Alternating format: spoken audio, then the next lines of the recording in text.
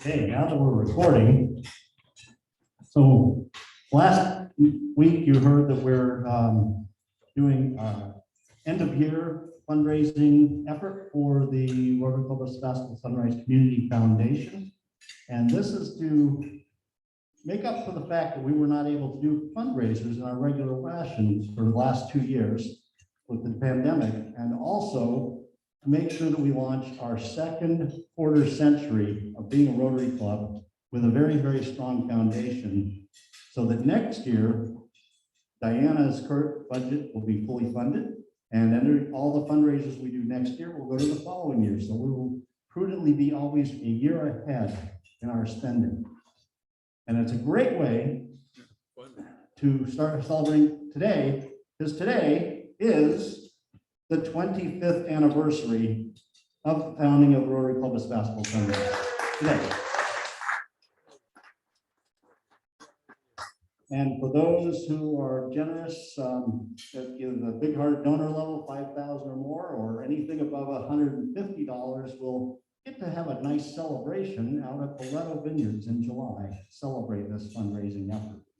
So thanks to those of you who have been generous already, and urge those who can to give what they can. Thank you very much. Thank you, Dan. Yeah, John Loretto said, I know what I'll do. I'll contribute my event center and a band and wine, and you guys just come over, cook yourself up some food, have a big dinner, and celebrate. Does that sound like fun? Yeah. So we've already had a number of people who have stepped up $5,000 plus level, and we're now looking for folk in the 150 up to 5,000. So consider where you might land there and look at the future of us. We're launching our 25th year. We're moving into the next quarter century. I expect all of you to be here at the 50th year. And let's do that. So along that line, Marty Webb, Dan Needham, David Mark Raymond, please stand up. So 25 years ago today was the first meeting. It was small. It was good. It was so good that we kept coming back, right, Dan?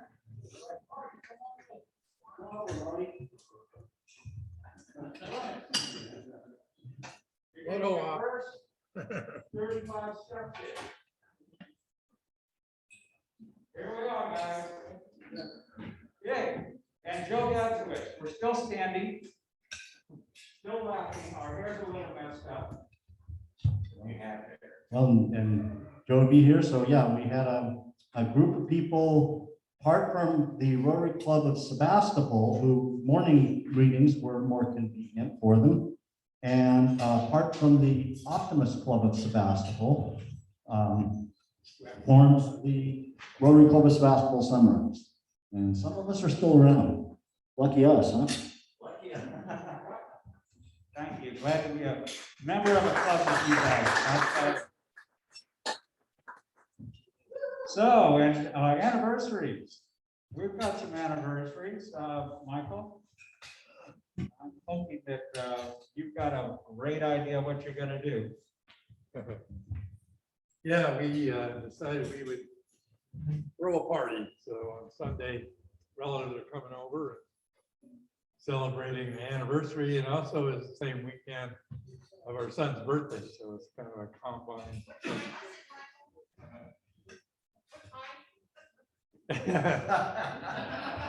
Yeah, you'll be the first to know. So that's it. Everybody Wonderful. Well, how many years of wedded bliss is this? Well, let's see.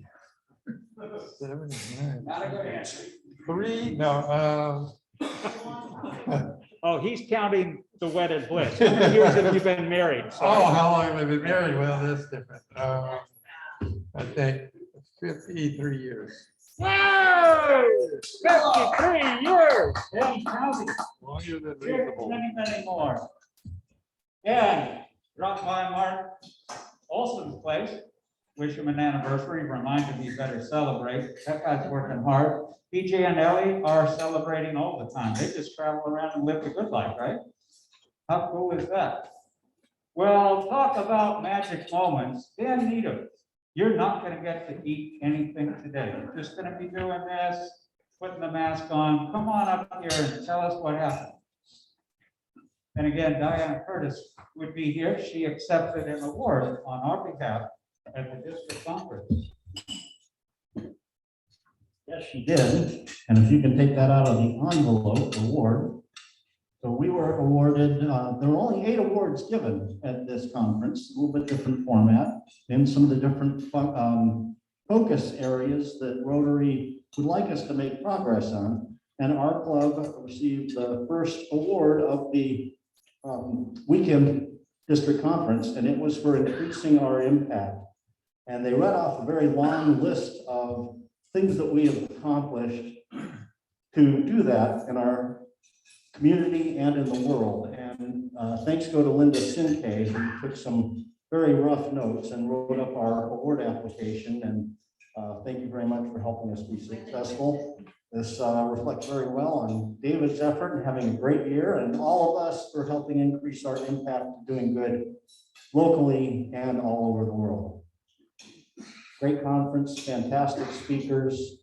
The attorney that argued the case for the first Rotary Club that admitted women, that then went to the Supreme Court, spoke. That took 10 years. And boy, we the better for it, but it shouldn't have taken any time at all. A former exchange student who was a homeless youth and now was a fantastic speaker and is now working for a foundation that was helping the 10th richest woman give away 99% of her wealth. And she brings this unique perspective coming from homelessness to help them decide how to have impact in the world. Very inspiring story. Young fellow who grew up in the South and won a Rotary speech contest as a youth and talked about how it changed his life. And he's one of the deans at Humboldt State University now. So fantastic speakers, as well as somebody who's been an exchange student in Ukraine and a Peace Corps volunteer telling us a bit about what's going on there. So great conference and great award. Congratulations, David, and congratulations to everybody who contributes.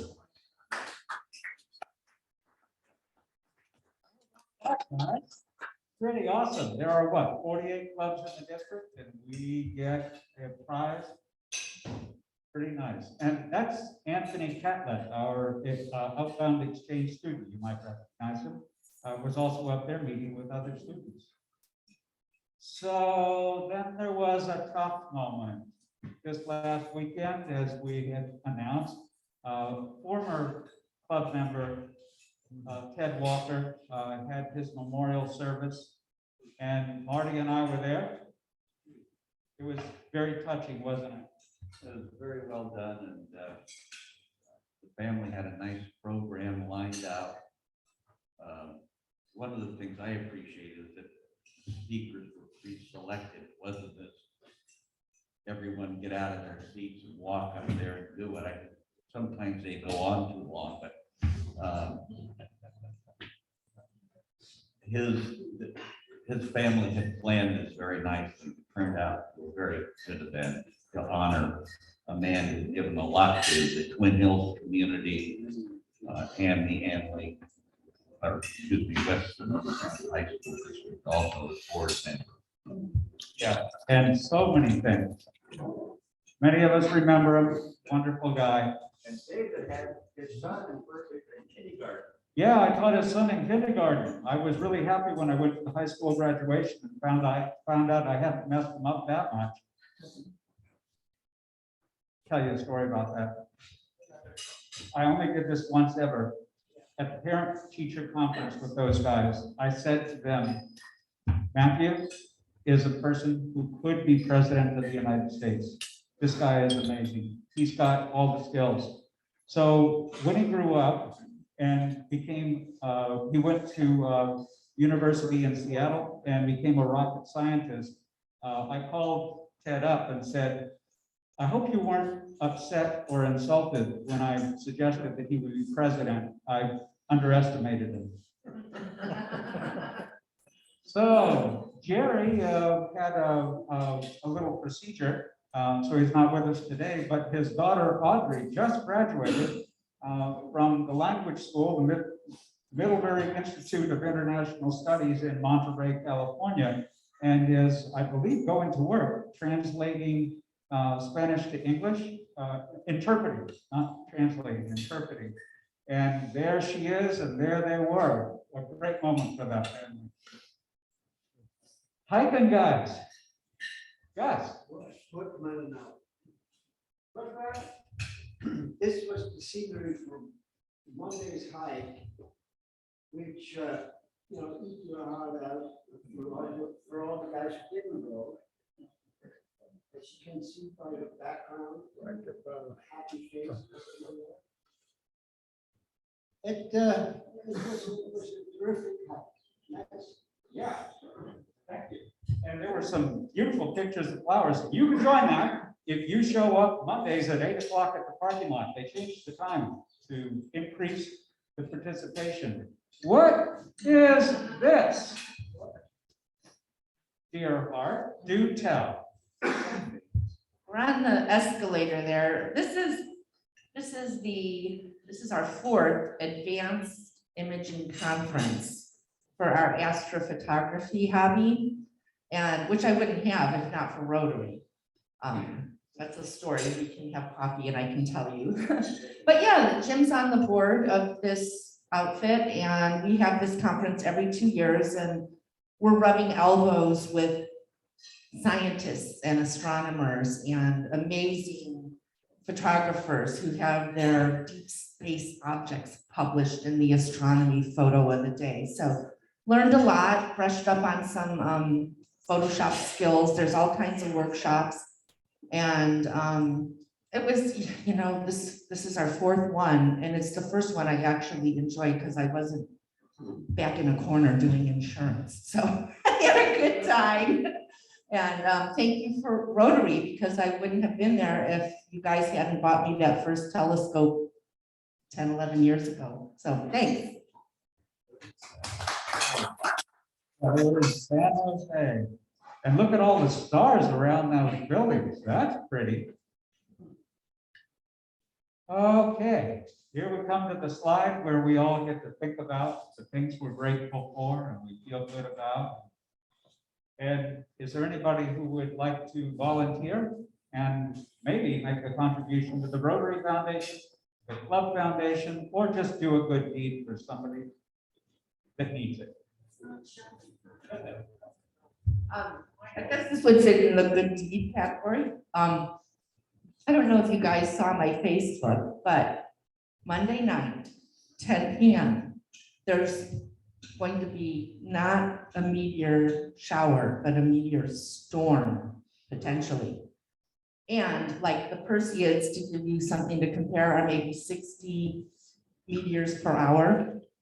Monday night, we have the opportunity to possibly have 40 meteors a second. Can you imagine? So many of you know how to get to my house. We're just having people, if you want to come lay out under the stars and look for meteors Monday night, figure come around 8 and we'll just hang out and wait for it to get dark and view the meteors at 10. That's pretty early for a meteor shower. Usually these things are 2 in the morning.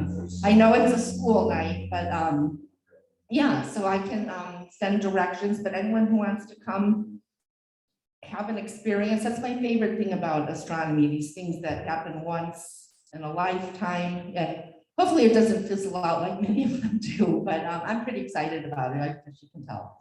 So I'll get the word out if you want to come. Which direction are we looking? It's going to be in the constellation Hercules, so probably east to south, kind of traveling that way.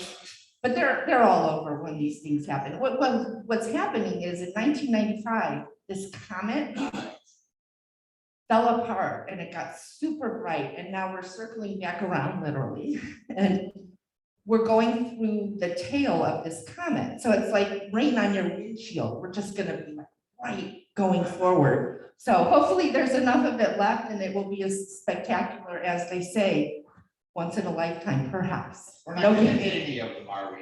Hopefully not. Hopefully not.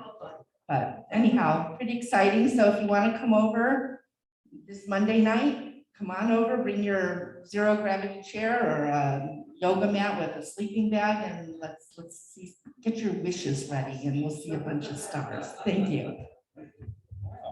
That's, how many, did you say 40 or? First. Woo! Yes, Andy.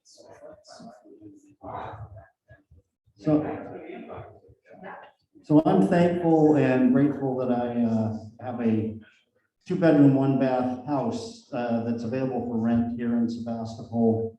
And word of mouth is a good way to pass that around. And if you guys can help me find a good tenant, that would be awesome. And so come see me afterwards if you might know of anybody that is looking for a small house in Sebastopol right now. 2 bedrooms, 1 bath. And I will make contributions and do a good thing all the way around. A trifecta. Lovely. Anybody else? Marty Webb. There you are, sir. I think we would be remiss today if we didn't remember the 19 children that life was taken away yesterday. My greatest fear as a school administrator was that something like this would happen right a block away. Yeah, the gimbals. Okay. And it kept me up at night because you want to protect the children. And I agree with Steve Kerr when he got mad at the pre-game conferences saying, when are we going to stop killing children? Well, let's remember those children and those 2 teachers who tried to protect them, who lost their life yesterday. Thank you, Marty. Well said. Anybody else?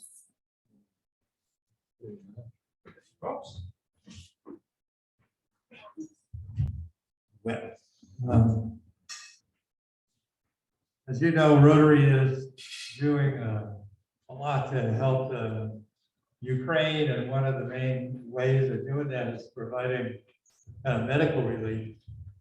There's a fellowship of healthcare professionals that's part of Rotary that has a bunch of members in the Ukraine, so they're in touch every couple of days and sending them supplies on a pinpointed way. And they reached out to us to see if we could augment what they're doing, a little telemedicine support, because not all the doctors are still there, and the ones that are internally displaced people are coming around, kind of overwhelming them. So we're looking for ways to do that. But, we reached out and got in touch with the Ukraine Medical Association of North America that has Ukraine-speaking doctors who are wanting to volunteer. So we're going to put those together. And we've had one meeting. There's an organization called VC. It's a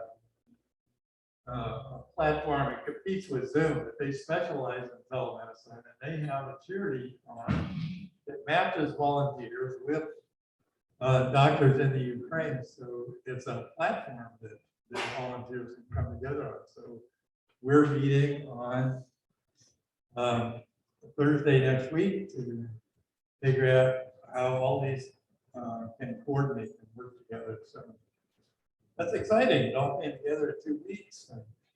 So we're moving as fast as we can to make that happen.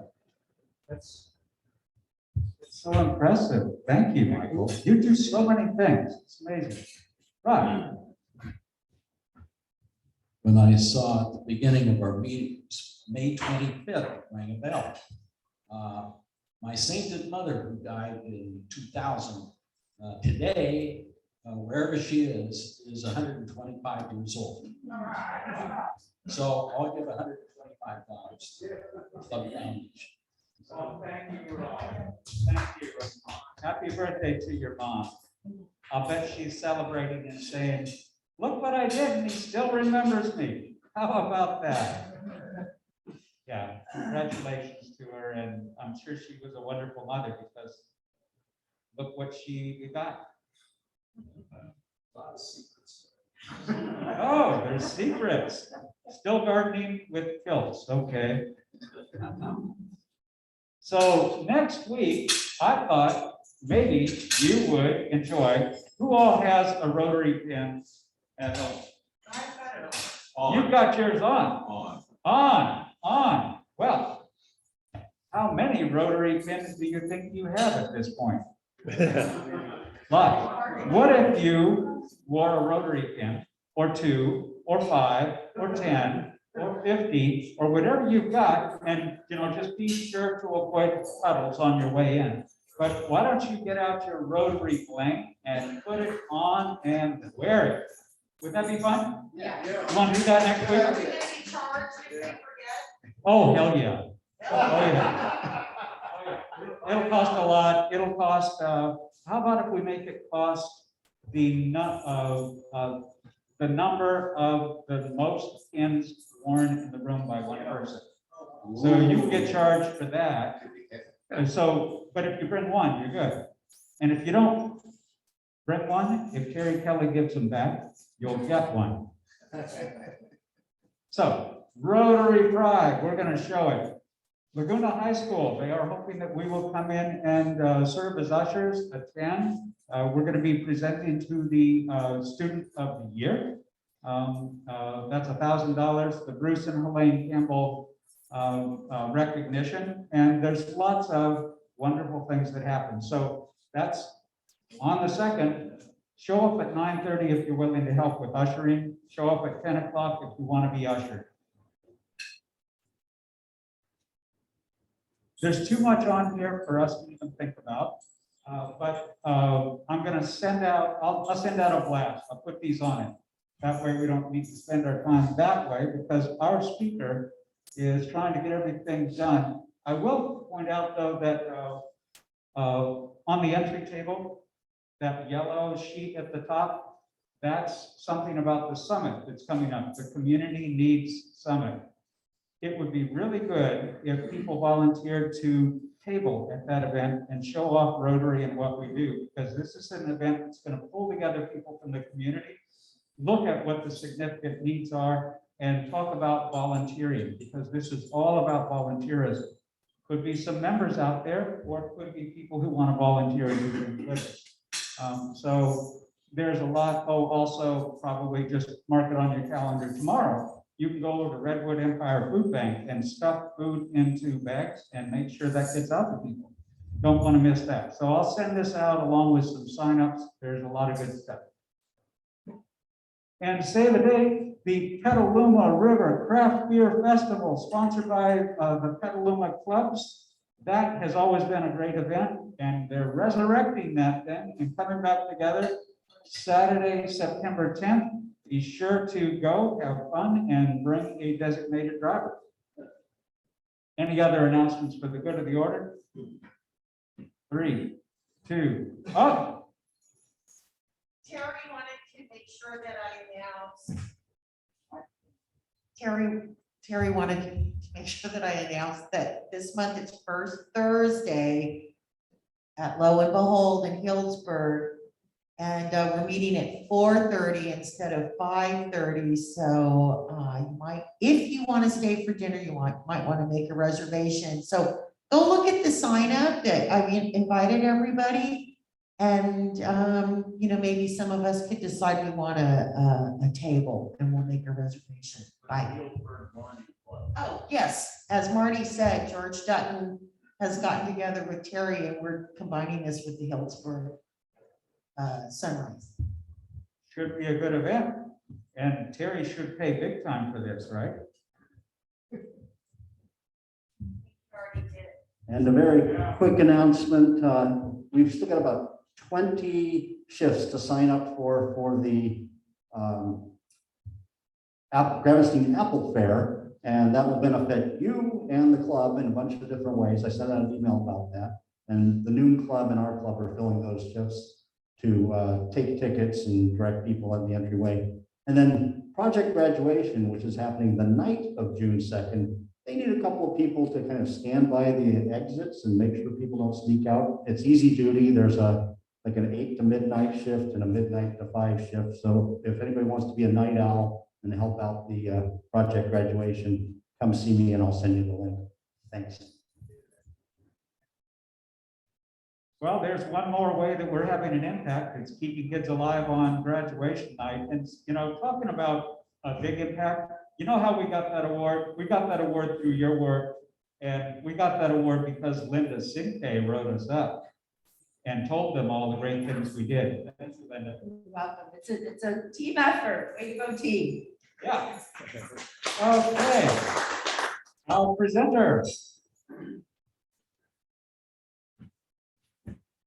Okay, our presenter today is Dr. Elizabeth Vermillier. She is with the Child Parent Institute in Santa Rosa, also known as CPI. It's formerly the California Parenting Institute. And it's an organization that does parent education and children's mental health, serving families throughout Sonoma County since 1978. Speak up. Dr. Vermillier is CPI's deputy director. She's an expert in the area of adverse childhood experiences, which can have a tremendous impact on future violence, both victimization and perpetration, as well as lifelong health and opportunity impacts. She's been working with trauma survivors and the people who advocate for them for over 30 years. In addition to her work at CPI, she's an independent consultant specializing in traumatic stress consultation, training, and program development. She's also the author of 2 books on that. 2 books. One, she's the author, the other is the co-author of 2 books on that topic. So with that, I will hand you the microphone. Thank you.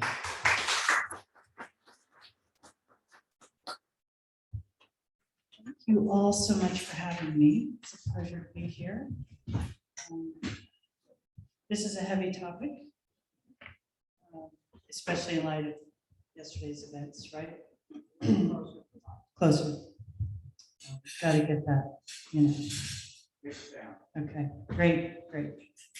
So this is not just something for me to indoctrinate you on, as I was asked if I was going to do earlier, but something that we all share an awareness of. We're dealing with it. Unfortunately, all too frequently. So I invite your thoughts, your commentary, and my goal is really just to connect some dots and to think about how, as a benevolent organization, you're influencing community all the time. I just heard about all the amazing things in the awards and caring for youth, you know, when they could be at risk. And so this is a way to connect some dots and maybe give you some inspiration for ways to direct your benevolence. If child abuse ended today, in 10 years, the jails would be empty and the DSM would be a pamphlet. The DSM is the Diagnostic Statistic Manual of Mental Disorders. I almost want to just stop there. And just, okay, I'm out. I drop. Why is this the case? Is every one of society's ills due to child abuse? Not everyone. But we want to look at what adverse childhood experiences are. Child abuse is one of them. And this is the most important study you may have never heard of. This is a quote from the founder of ACEs Connection website, and you can check that out. They're calling it now PACES, P in front of ACEs, which stands for the Positive and Adverse Childhood Experiences. Full disclosure, I have a problem with that. For me, it's an attempt to put a positive spin on something that is not positive. And the original study was about adverse childhood experiences. The positive stuff is preventative and it's also healing, but it's not what this is about. So, just so you know where I stand. The original study from 1998, mind you, so this is a while ago, huge sample, San Diego County, Kaiser members. And, average age of 57, high functioning, insured, middle age, middle class, college educated, right? What this study was about was that they had all these people in treatment at Kaiser for some long-term health issues, diabetes being the main one. And they started to work with folks and they had this really great program where they were getting medical care and also getting some therapy, group therapy. And what they found was people were beginning to improve, and the more they improved, people began dropping out. So they were having medical success and a huge dropout rate. And the doctors involved did something revolutionary. They started asking the patients why they were leaving. They started listening to the patients en masse. And what they found was that the vast majority of those dropping out had a history of adverse childhood experiences. And when they began to lose weight, this was the main feature. They began to experience anxiety and panic. So the doctors began to dig a little deeper. And what they found was that the people who were dropping out had these histories of abuse and neglect or household dysfunction. What did that look like? In the sample, 17,000 middle class, middle age, educated, mostly white people. We might say the most privileged crew in our nation had these histories. So 64% had at least one adverse childhood experience in their history. We're looking at maybe 30% had, a little over 30% had no ACEs. They reported no ACEs, I'll put it that way. 12% had four or more of these things in their childhood history. This is not surprising because these rarely exist alone. If you have one form of abuse in the household or in the childhood arena, there's usually more. 25% of 17,000 people had households with substance abuse, 25% history of physical abuse. Huge numbers. How does this relate to health outcomes? The prevalence of depression, so on the right-hand side, these are the folks with 4 or more adverse childhood experiences, rates of depression, alcoholism, suicide attempts. Huge difference. And what they found was there was a dose-response relationship. The more adverse childhood experiences, the more emotional and physical problems people were experiencing. You look at those with 4 or more versus those with 0. Suicide attempts, alcohol, depression. 6 times more likely to attempt suicide. 6 times. That's akin to the statistic around individuals whose parents committed suicide are 6 times more likely to attempt to commit suicide. 7 times more likely to be alcoholic, 7 times more likely to have sex by 15, which we could say to experience rape. 46 times more likely to use injected drugs. What does that say? Does that strike anything for anybody? Say again? So when we see people who are in treatment for injected drug use, what do we need to think? Think ACEs. I mean, it gives me goosebumps every time I look at that number. We talk about an injected drug problem in the United States. You cannot talk about it without talking about ACEs. It's impossible. Physical health outcomes, right? So heart disease, lung disease, obesity. The big killers, right? Connected to a high prevalence of ACEs, 4 or more. Drastic increase in risk. So it's beyond mental health. It approaches our physical health. Adverse childhood experiences, it's not overstatement to say that they are at the root of most of society's ills and individuals' physical health problems. Higher prevalence of cancer, higher prevalence of heart disease and obesity. Now, you take it further to specific samples, juvenile justice samples. We just have such a hard time dealing with juvenile justice in this country, dealing with kids who we call out of control, delinquent, excuse me. Look at the girls in a juvenile justice sample versus the original group. The prevalence of 4 or more ACEs skyrockets.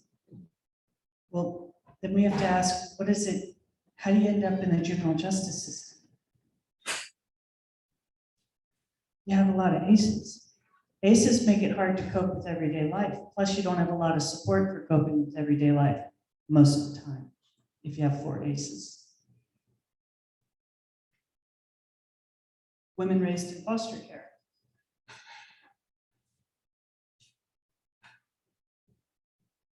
So the newest thinking, it gets worse, but we're going to come out on the other side, I promise. We have the abuse and neglect, the household dysfunction, but then we look at the ACEs plus 5, environmental and societal impacts. So people who experience racism have additional impacts. Witnessing violence, unsafe neighborhoods, school shootings on a rate that only seems to be increasing, foster care and bullying. So I think these are like, yeah, we get it. This all makes sense. This makes it harder to cope. The challenge here is to link this public health crisis to what we can do about it. But we have to appreciate the true depth of the problem, which is that the prevalence of adverse childhood experiences in the ACEs plus 5 is a pathway to early death.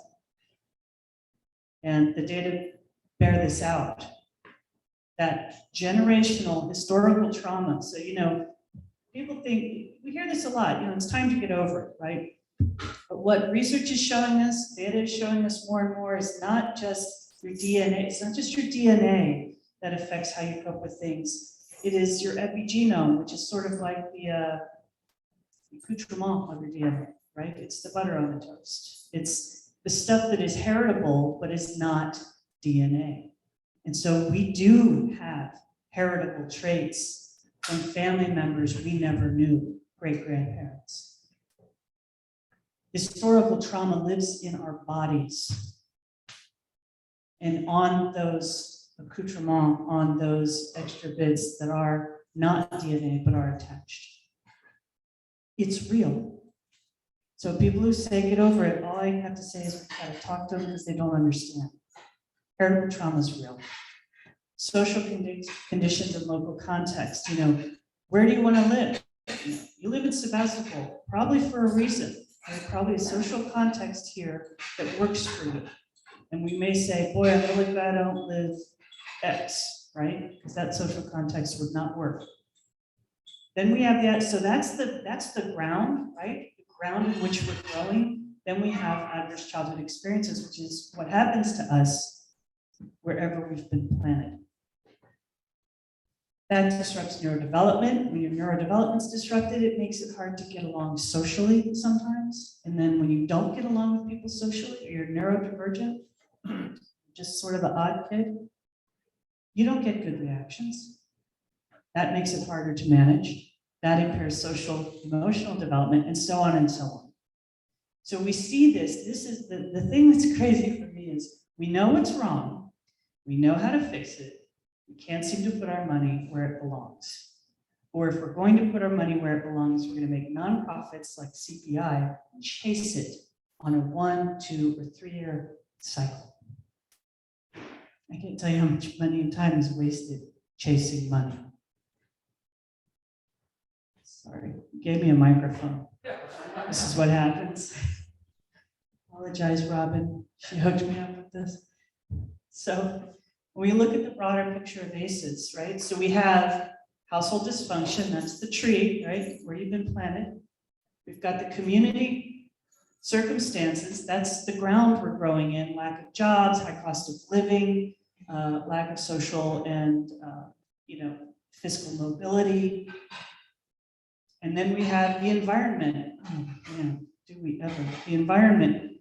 Mother Nature's starting to fight back, I think. Right? Fire, flood occasionally, hurricane. So all of this conspires, right, and comes together, and we're living in the midst of it. Since 2017, this has been the new reality. But resilience is what we achieve through these realities, right? Resilience is the ability to meet a challenge and to overcome that challenge, or at least adapt to that challenge, and then be ready for the next challenge a little bit more. You don't build resilience without challenges. And we often say kids are resilient. Kids aren't resilient, they're adaptable.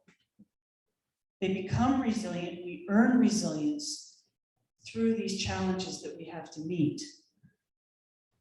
The good news is that we can overcome the impact of ACEs. The first and most important part of overcoming that is a strong, secure relationship.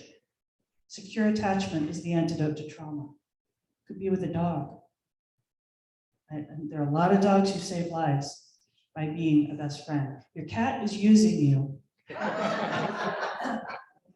Some of us are into that. I don't judge. I don't judge.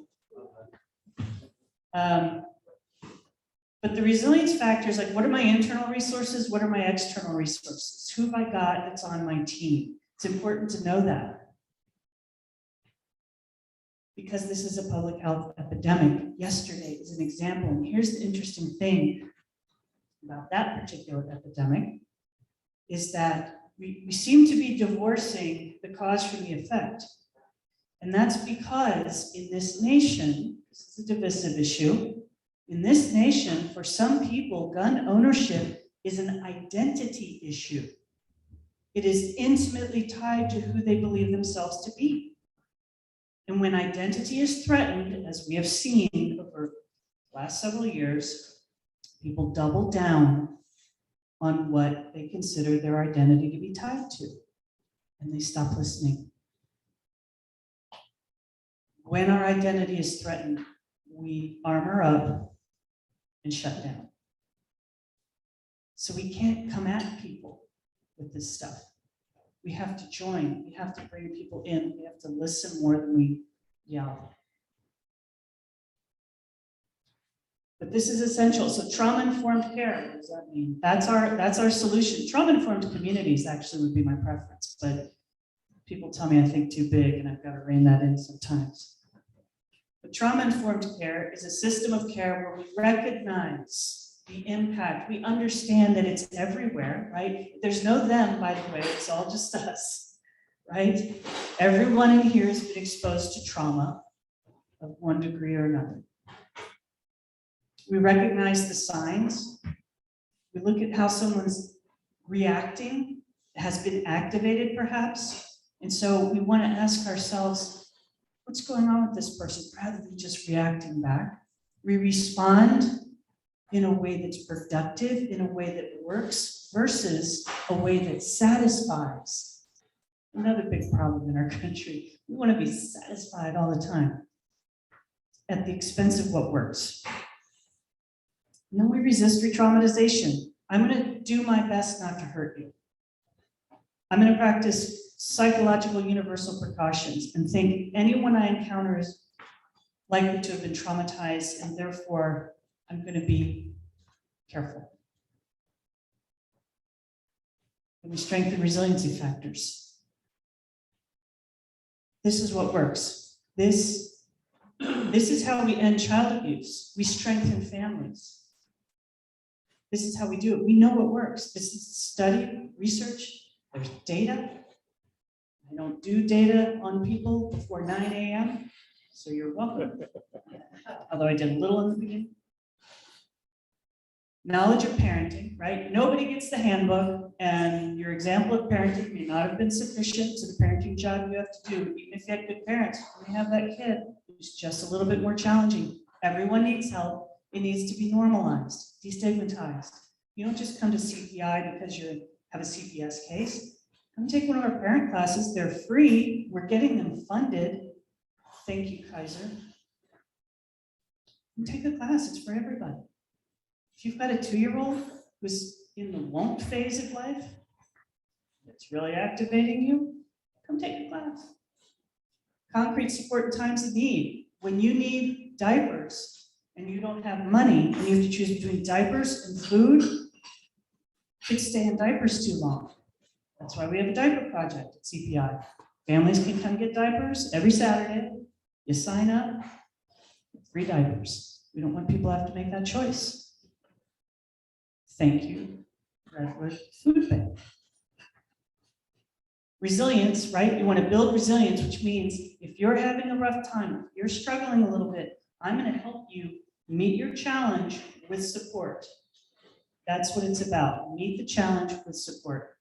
Nurturing and attachment. Parents need to understand what that's about for the child. So there's a lot of educating that takes place. When you can help them form that bond and that connection and that mutual, it's like when you smile at the baby and the baby smiles back and you feel like you just won the lottery, right? You want to keep engendering that experience because it's a positive feedback loop that expands and grows and strengthens attachment. Social support. Parents need other parents. Parents need people.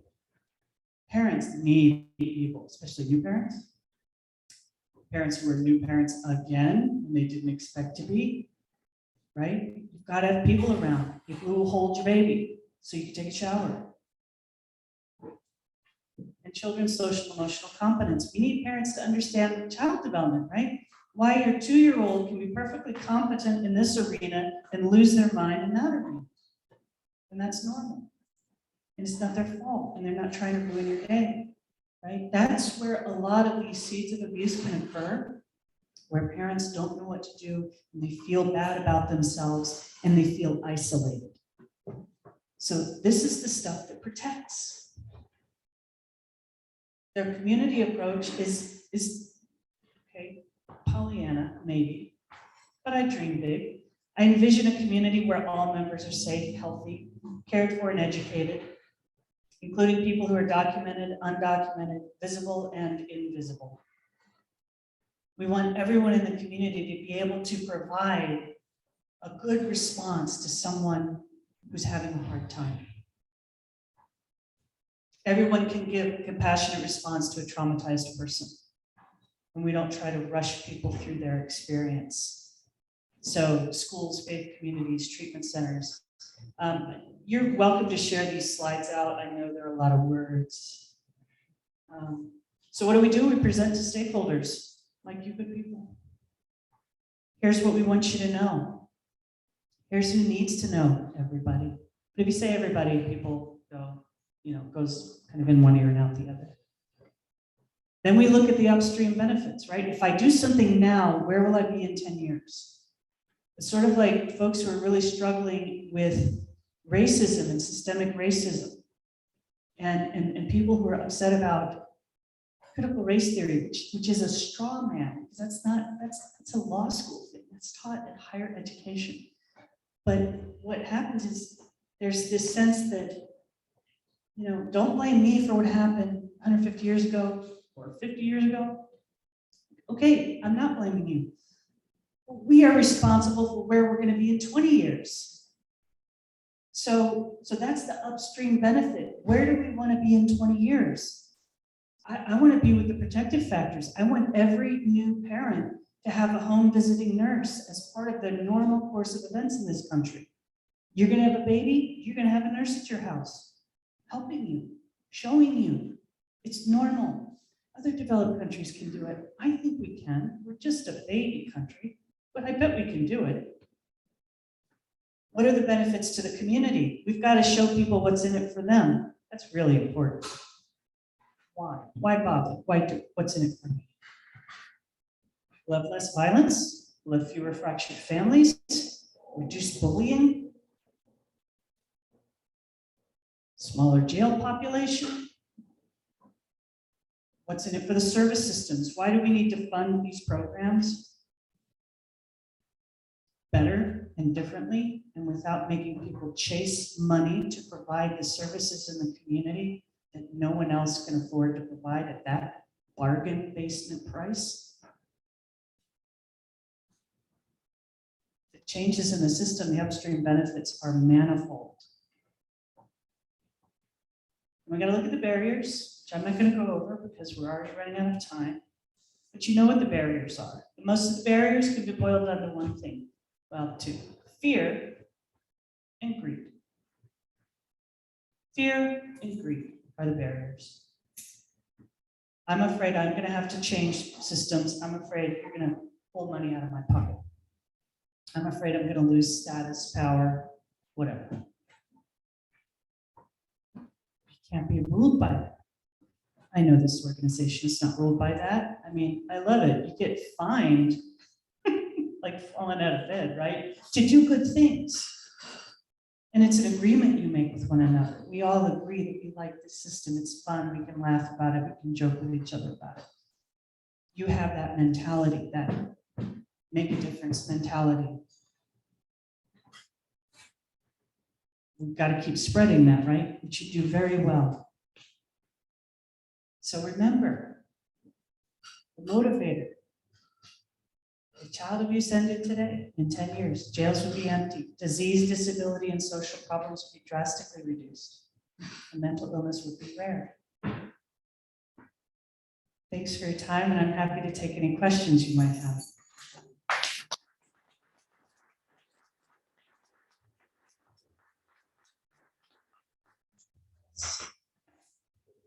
Starting to talk about the Kaiser study. When people started to have success, they dropped out. People who had ACEs. And I know some people like that, who at middle age lost a huge amount of weight, which was good, and then they kind of went crazy. What's the link there? The link is that there's functional weight gain. There's functional weight gain. So what this, I'll just put it the way a client put it with me once. Nobody sees the fat lady. It's a way of, especially related to people with childhood sexual abuse, it's a way to disguise, to armor up, to become invisible, to become, you know, and homelessness. We see this with homelessness and with people who are quite aversive in their presentation, right? If you don't smell good, it's a great deterrent. It's a great protective technique. It's not a conscious one. It's not like I'm going to go do this so that no one looks at me, or the risk of sexual abuse or assault is reduced.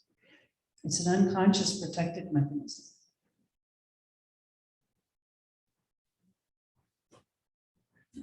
It seems to me from the little bit of traveling I've done in other countries that one of the things that happens in our societies is so many of us have immigrated and immigrate around to various places that we have really isolated families.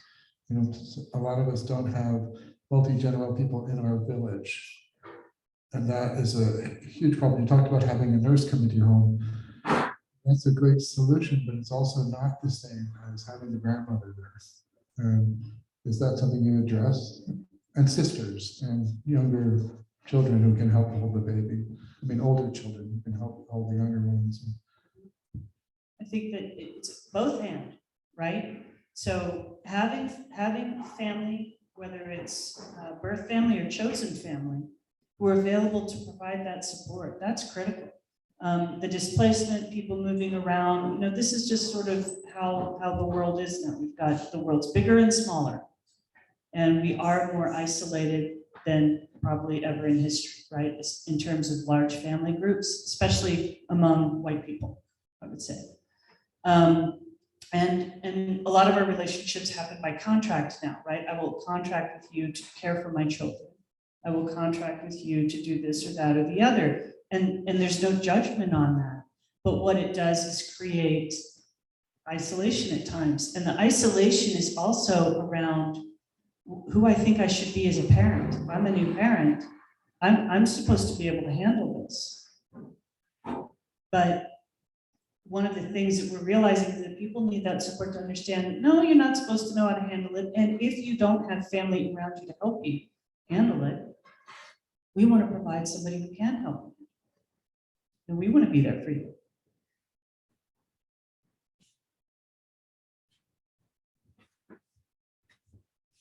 At what age are you most effective in mitigating the trouble that is created by child abuse? Is it right at the beginning? Can you also be effective in the teen years? What's the concept there? Sooner is better, but it's never too late. As long as you're breathing, it's not too late. Earlier, the longer the trauma goes on, the longer the abuse or the adverse childhood experience goes on, the greater impact. That's that dose-response relationship. Intervening with teens is very productive. The key, though, is for the helper, the people who are supposed to be doing the good work, have to learn how to control themselves. Yeah, right? Teens, first of all, have a personality disorder just by virtue of being teenagers, right? So there's sort of that going on, and we have to manage that. But then when you have somebody who's been traumatized and doesn't trust, and who's been traumatized in the system and by the system, it's very adaptive for them not to trust. So our job is to learn to control ourselves first, get our own support as helpers, and then be able to provide something to the other. Do you have any recommendation on how to mentor young folks? Any organizations that you think are better than others? I wouldn't say there are organizations better than others. I'd say some people do it better than others, but everyone can learn. And mentorship is around being alongside, not pushing and not pulling. Mentorship is not advocacy. It's helping someone discover their self-agency and be able to coach them into that. So If we wanted to coach somebody, where would we go? Boys and Girls Clubs, Mentor Me, Petaluma People Services has a mentoring program. You could, if you want to send me an email, I could probably get you some resources. Be happy to do that. I can give you a card. Thank you so much, Elizabeth. The message. And it made me think of a quote that I can't do exactly right by Nelson Mandela, but I believe he said something along the line of, it's much easier to support a child than it is to fix a broken adult. So our upstream for investing this way is so relevant and so important. And you might like to know, just a small thing in recognition of your having shared with us today, your wonderful message. It is a little bit depressing. It is a little bit frustrating, but it is so important for us to have this language and concept. We have contributed books to a local school library that are versed in diversity, equity, and inclusion. And we're going to inscribe one of those books with your name. So it'll be there. And kids will say, who the heck is that? But it'll be there, and thank you once again so much for your wonderful work and your wonderful attitude. Another round of applause. So let's see what's on the final slide. Mike Cook, What? do you, what? That was last week. Uncovered. Oh, is that right? Well, He's got it. let's hear it for Charlie. Sorry about that. I must have read the email wrong. So there was a fellow in the hospital. He didn't have long for this world. his wife was there with him, and he said, you know, honey, you and I, we've been together a long time, and you've always been there with me. And, you know, when I fell down the church steps at our wedding and couldn't work for a year, you were there. When I got fired from that job just before the pension vested, you were there. And, you know, a lot of things that went wrong, you were there. And I'm beginning to think you're just a big jinx. Thank you, Charlie. So, go out, increase your impact. There'll be an email coming to you soon that will tell about things that you want to know. And take us out. Happy trails to you. Happy trails to you. Happy trails to you.